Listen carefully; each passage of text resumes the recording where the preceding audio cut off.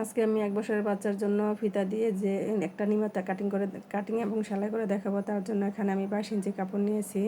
আর পাইপিংয়ের জন্য আলাদা কাপড় কাটিং করে নিব।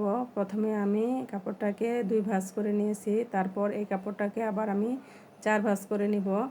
4 ভাঁজ করে নিলে সামনের এবং পিছন পাটটা একসাথে কাটিং করব।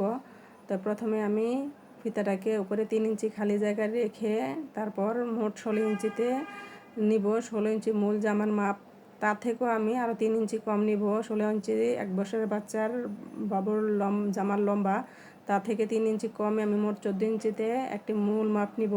নিচ দিয়ে 3 ইঞ্চি যে বাকি রেখেছি ওটা কুচি হবে। প্রথমে আমি এই কাপড়টাকে 14 ইঞ্চিতে কাটিং করে নিলাম। ওপরে 3 ইঞ্চি বাকি ফিতার জন্য, নিচে 3 ইঞ্চি বাকি কুচির জন্য। এখন ওপর দিয়ে এভাবে 3 ইঞ্চি বাকি রেখে আমি মহড়ার জন্য 4.5 ইঞ্চিতে একটি দাগ দিব। তারপর চওড়ায় আবার 2 ইঞ্চিতে একটি দাগ দিব।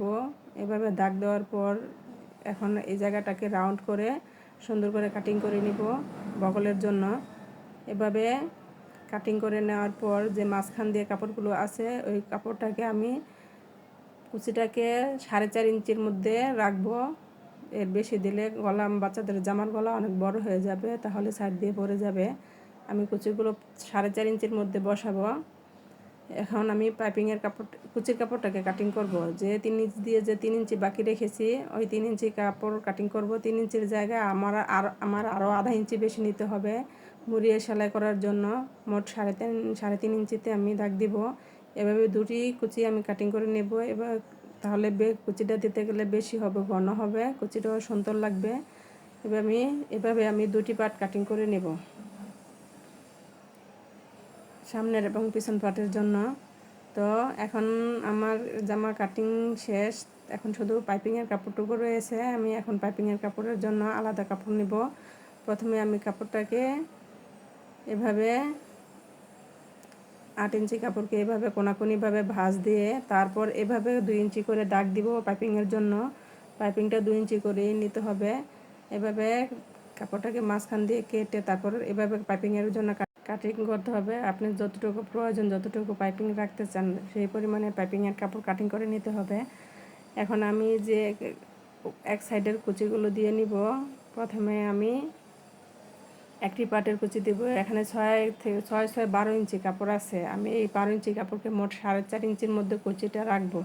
4.5 ইঞ্চির মধ্যে কুচিটাকে রেখে তারপর উপর দিয়ে পাইপিং দিব। এখানে আমার মোট 4.5 ইঞ্চি কাপড় আছে। তো আমি এখন নিচ দিয়ে একটা কাপড় দিয়ে তারপর ওই কাপড়টাকে সেলাই করব। সেলাই করে উপর দিয়ে ভাঁজ দিয়ে এনে পাইপিংয়ের মতো করে দিব। নিচের কাপড়টা 1.5 ইঞ্চি কিংবা 2 ইঞ্চি নিতে হবে। এখানে বেশি আছে তার জন্য আমি কাটিং করে ফেলে দিলাম। এখন এই কাপড়টাকে ভাঁজ দিয়ে সুন্দর করে পাইপিংয়ের আকারে করে দিতে হবে। এই কাপড়টাকে আমি একটু চড়াই দিয়েছি। এভাবে চড়াও দিতে পারেন, আপনারা চাইলে আরও চিকনও দিতে পারেন। এভাবে আমি দুটি পার্টি করে নেব। তো এখন নিচ দিয়ে যে 3 ইঞ্চি 3.5 ইঞ্চি কাপড় রেখেছি ওইটাকে আমি আধা ইঞ্চি যে পাতি নিয়েছি আধা ইঞ্চি কাপড়কে এভাবে মুড়িয়ে নিচ দিয়ে বর্ডার দিয়ে সেলাই করে নিব। সেলাই করে নেওয়ার পর আমি নিচে আগে কুচিগুলো সুন্দর করে সেট করে তারপর আমি জামার বডিতে বসিয়ে দিব। এভাবে কুচিটা দিলে অনেক সুন্দর হয়। যেহেতু কাপড় বেশি আছে তার জন্য আমার মাপ দিতে হয়নি। আমি আগে কুচিটাকে বসিয়ে তারপর কুচির এবং জামার সোজা সাইড মাঝখানে রেখে তারপর এভাবে কুচিটাকে দিতে হবে।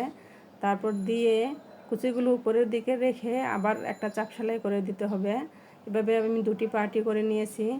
এখন পাইপিংগুলো জোড়া দিব। পাইপিংগুলো আড়াআড়িভাবে জোড়া দিতে হয়। এক সাইডে দোনো মাথা বেশি, যে সাইড একসাথে দিলে পাইপিং হয় না, তার জন্য কুচিটাকে এভাবে আড়াআড়িভাবে দিতে হবে। এক সাইড ছোট দিক যেদিকে থাকবে বড় সাইড অন্যদিকে একসাথে থাকবে।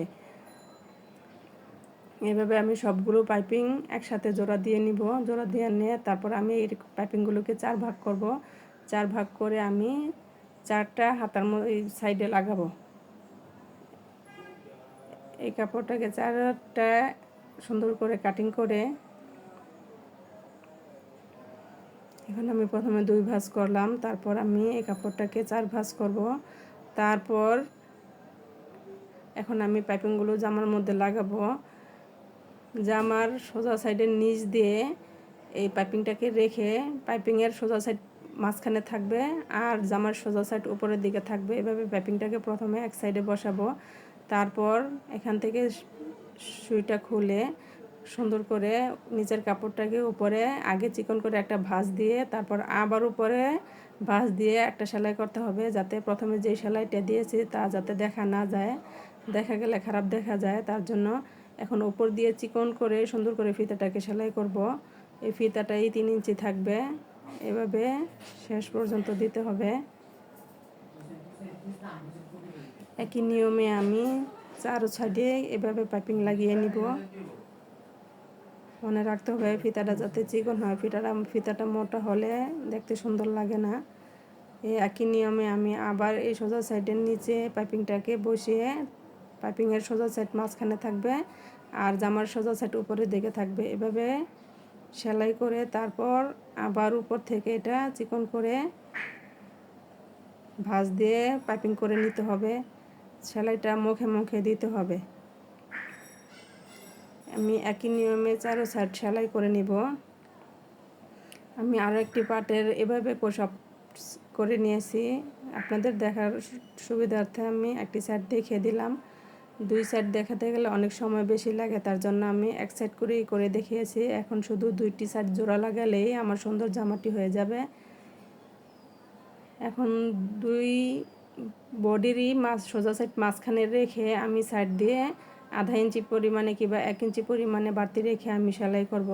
এভাবে আমি 2টি সাইডই সেলাই করব আর 2টি সাইডেই 2টি করে সেলাই করতে হবে।